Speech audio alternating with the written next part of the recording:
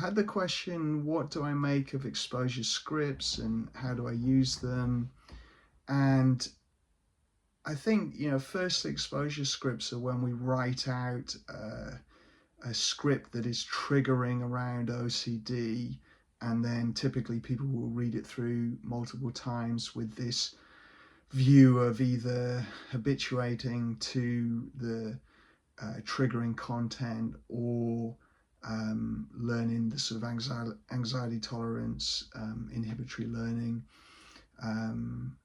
And if you want to dig into it more, I think John Hirschfield's book, Mindfulness Workbook for OCD, is a fantastic place to go. I think Jonathan Grayson's original book, Freedom from Obsessive Compulsive Disorder, I think it's called, are two fantastic books that really go into detail on this.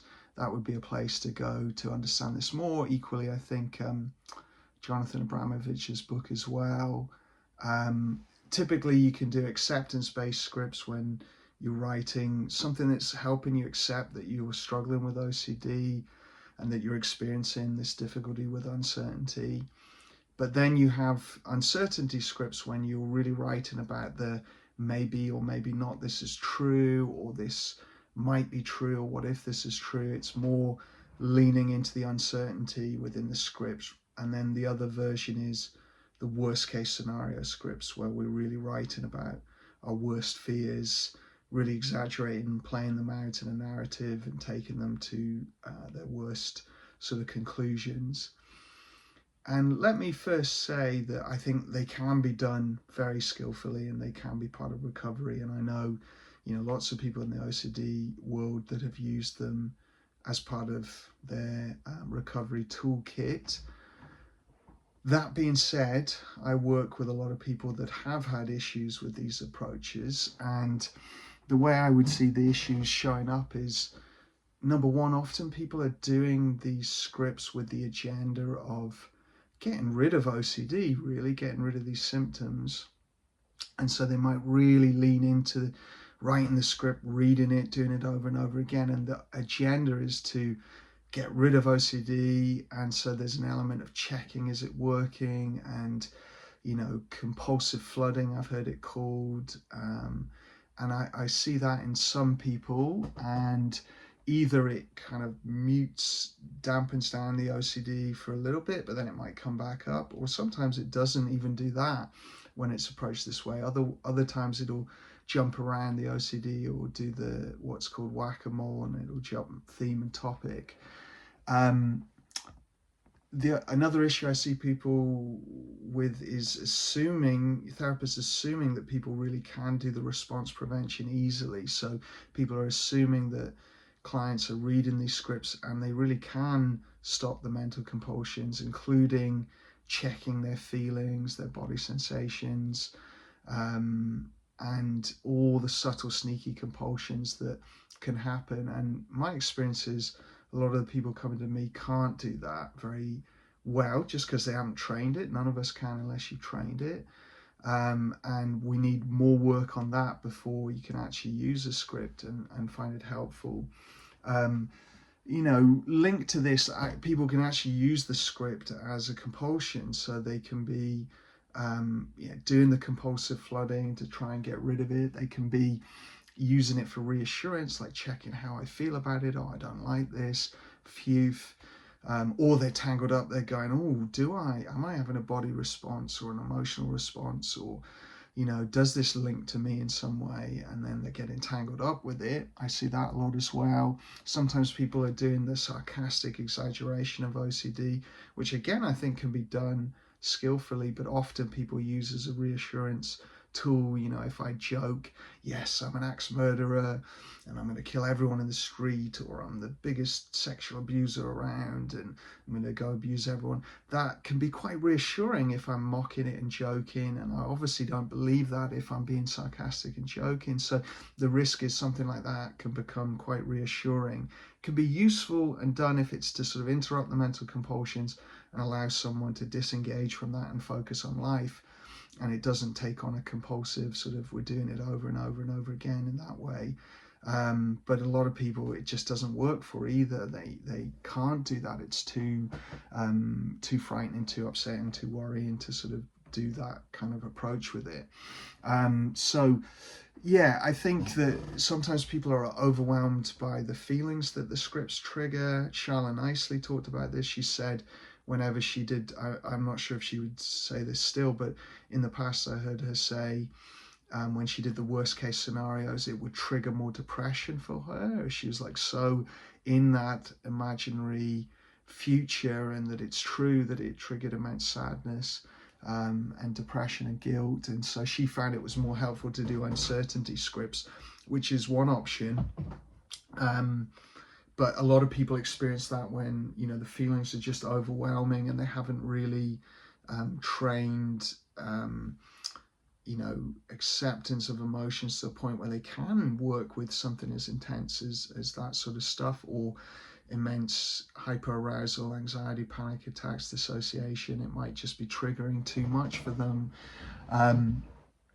You know, some people won't do it because of this. You know, they might be the compliant client in the session, but really outside a session they're having difficulties and they think this should be working and it isn't. And you know, I've known people that have done a lot of scripting for a long period of time and actually haven't seen any meaningful change in their daily life because there hasn't been this development of mental compulsion skills, the integration of using the scripting skills into situational exposure out in the world, varied contexts. Like, it's the script is the only thing that's done and there's no other different contexts and different ways of doing it. You know, it can vary whether you're very image based, verbal based in your OCD, or impulse or sensation, or different ways OCD shows up. Means that the scripting for some people is actually very easy, just the words are not particularly difficult, but the OCD is going on more in very specific places with this interplay of thoughts, feelings, sensations, and everything else. So again, let me say, I think they can be done very skillfully, and I think lots of people do, but you really have to watch out for the agenda of why someone's doing it, the mental compulsions that they're going on. You know, are people using the scripts compulsively in any way? And this is true of any exposure, can be done like this. And you can get around this by really emphasizing rumination skills, i.e. the skills to disengage from rumination. Things like ACT, which I think everyone knows I like a lot, DBT, metacognitive therapy, rumination focused therapy, any of those systems that are really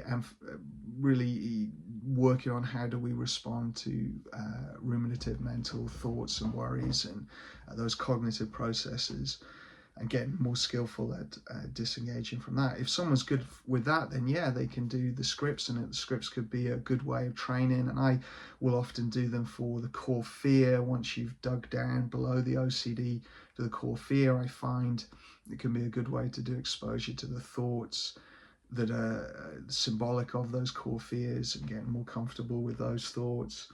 My own experience was I did scripting a lot earlier days, and when I did it in this way of trying to control stuff, you know, it would jump around. It would trigger me to do more compulsions, subtle compulsions like check-in and monitoring and hyper-awareness and things like that, and it would tangle me up more. My OCD might come back with a yeah, but what about this complexity? It might try and checkmate me with, okay, you're happy with that script, but what about this, but what about that? And it was really my skills with mental compulsions and acceptance of feelings weren't strong enough. Now I can use scripts and read any script, and you know, I can see how you can do anything like that and do it skillfully. But I think you have to have those mental compulsion skills to do that. And it's not the only way to learn them. I find that actually with a lot of my clients, you know, you can do other ways of imaginal exposure. You can do imaginal exposure to the people that are triggering, the situations that are triggering, how it is in real life, words, the obsessions themselves, just the intrusive thought that's showing up a lot.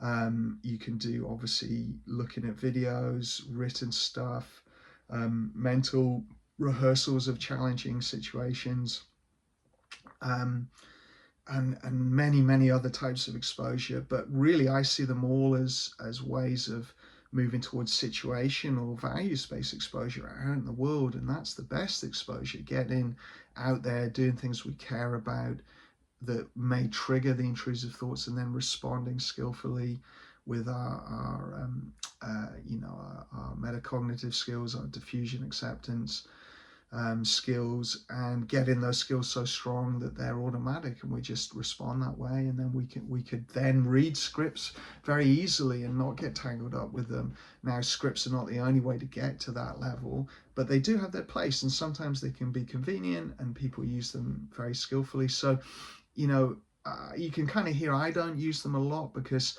I did find at one point I used them with some of my OCD, and when I combined it with ACT skills, it was more helpful when I wasn't reading the script to try and, habituate and just get rid of my symptoms. I was trying to get comfortable with what it was bringing up, and, being able to put down the mental compulsions, accept the feelings. When I did the scripts like that, I found them helpful. But equally, you can do that just in your mind, in your imagination. Written is one way of doing it, but you can also do it other ways as well. So I use them, but I don't really emphasize and focus solely on them. They could be part of the equation. I do like them for core fear work, and I think that the things to watch out for are the way it's being done, the mental compulsions. Is someone ready to do the script? Is it just it's too much and it's overwhelming them because they don't have those mental compulsions and skills to deal with mental compulsions and intense feelings in place yet? And it can be very counterproductive. I speak to people all the time that are left in a much worse place because therapists have pushed them into those sorts of exposures and they haven't got the skills to do it yet. So I think, it's really checking out where someone is, and then you could move up to that. And when someone really has their stuff in place, you don't need to be afraid to do it. At that point, it's a very useful skill. But if you do it too soon, or as a blunt instrument, a kind of, I've got a hammer and then everything's a nail sort of approach to it, rather than customizing it to the individual in front of you and their complex presentation of OCD, which is very idiosyncratic and really links into them and, their landscape of OCD symptoms and how they're interacting with their symptoms and how their brain resists recovery. Once you factor all that in, then you can use these things skillfully. But the main thing is checking out how it's landing, as well as you're doing it with a client, really doing it interactively and finding out what's going on within their mind and body, and then after the session and how they're dealing with the backlash, after doing it, and understanding all of that. And then if that's all in place, someone's really doing the RP as well as the exposure, then certainly it can be part of the toolkit. But make sure all those pieces are in place.